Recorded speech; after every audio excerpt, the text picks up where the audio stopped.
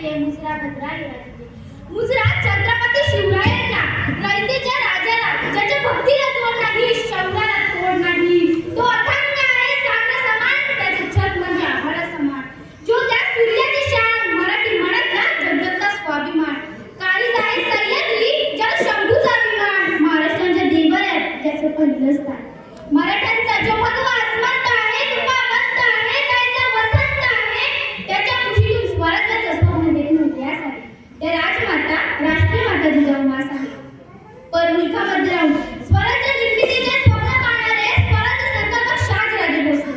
थकून भागून एखाद्या झाडाखाली बसावं, झाडाखालून विंचू निघावा, विंचवाला मारण्यासाठी दगड उचलावी, दगडाखालून साप निघावा, सापाला पाहून पळत सुटावं, पळता पळता ठेस लागून विहिरीत पडावं, विहिरीत मगर असावी, मगरापासून वाचण्यासाठी वर यावं, वर यावं तर वाघ दिसावा, वाघापासून वाचण्यासाठी झाडावर चढावं, झाडावर मधमाशा असाव्या, मधमाशांचा वध करावा, मधमाशांपासून वाचण्यासाठी पुन्हा विहिरीत उडी मारावी, विहिरीत उडी मारता मारता फांदीवर वेध घ्यावा, फांदीवर वेध घेता घेता मधाचा थेंब तोंडात पडतो. त्याचप्रमाणे ज्याने स्वराज्य निर्माण केलं त्याचं नाव छत्रपती शिवाजी महाराज.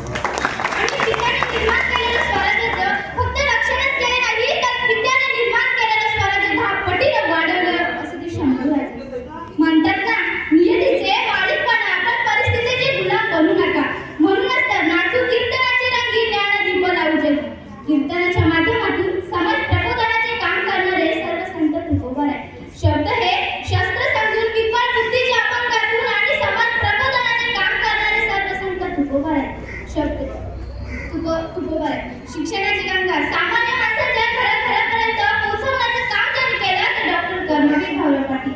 ज्यांच्या मुले खऱ्या मुलींना शिक्षण मिळालं, माझ्यासारखी एक सामान्य मुलगी या ठिकाणी बोलू शकते, त्या माझ्या सावित्रीबाई फुले.